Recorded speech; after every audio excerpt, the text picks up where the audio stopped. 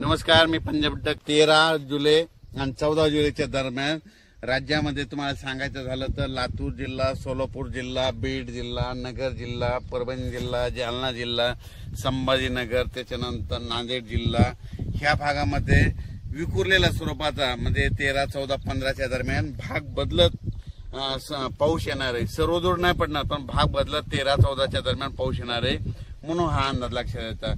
सांगायचं झालं तर राज्यात म्हणजे पूर्व विदर्भामध्ये नागपूर, वर्धा, भंडारा या गोंदिया या पट्ट्यामध्ये आणखीन 2-3 दिवस तिकडल्या भागात पाऊस राहील.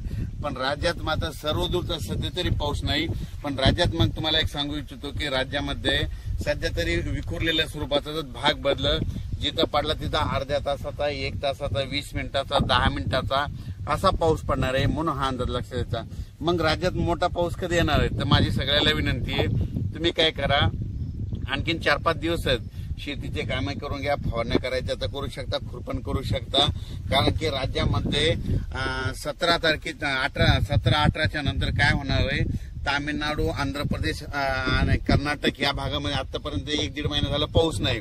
मग आता तिकडे पाऊस सक्रिय होणार आहे. म्हणजे ते 17-18 तारखेपासून तिकडे सक्रिय झाल्याच्या नंतर तो पाऊस मध्ये 18, 19, 20च्या दरम्यान मग परत कोणत्या भागात पडणार आहे की ज्या भागामध्ये पाऊस नाही पडला.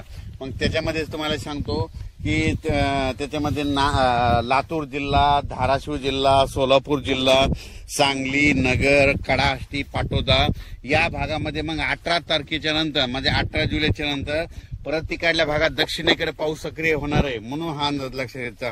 म्हणजे सांगायचं झालं तर तुम्हाला सांगू इच्छितो राज्यात मात्र पुन्हा परत 20 तारखेच्या नंतर आणखीन पाऊस वाढतच जाणार आहे. पण 18च्या नंतर काय होणार आहे की जे पट्टा आहे म्हणजे कोणता जे पावसावाचून